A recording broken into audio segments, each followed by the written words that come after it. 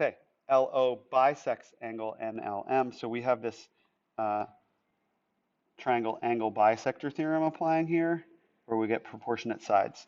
So what are they telling us? They're saying that LM is 18, NO is 4, and LN is 10. And of course, you can see X right there already given. Okay, so then we have, sorry, I wrote LM is 18, LN is 10. I bet you caught that before I did and were wondering why I was doing that. LN is 10. Sorry about that. Okay, so now we set it up as a proportion. We say 10 over 4 equals 18 over x. And multiplying diagonally, we get 10x equals 4 times 18, which is 72. 10x equals 72. And when we divide both sides by 10, we get x is 7.2.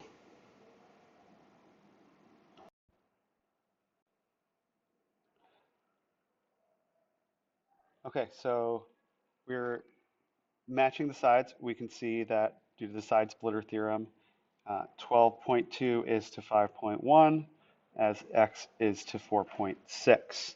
So 12.2 is to 5.1 as x is to 4.6.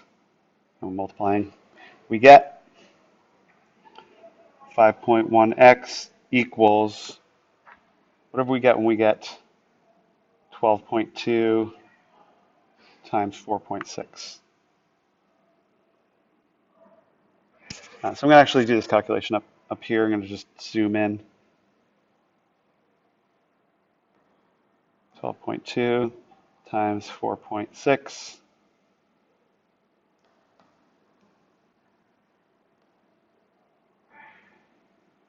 4 times 2 is 8.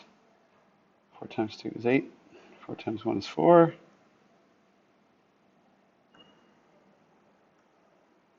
56.12.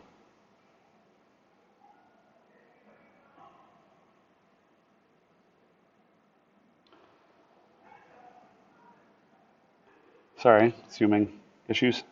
So 5.1x equals 56.12. And then x equals whatever we get when we do 56.12 divided by 5.1. 56.12 divided by 5.1. And the rule says that if we move the decimal over one place, we'll get the same answer.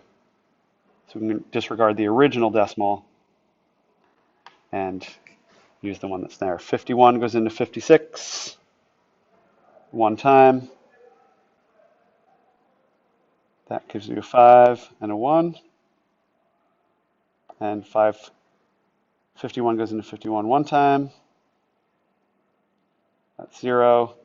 Decimal goes straight up, bring that down. How many times does 51 go into 2? It goes in 0 times. And if we annexed another 0 and brought it down, 51 goes into 20, also 0 times. So 11.00. And you can see that that's choice D.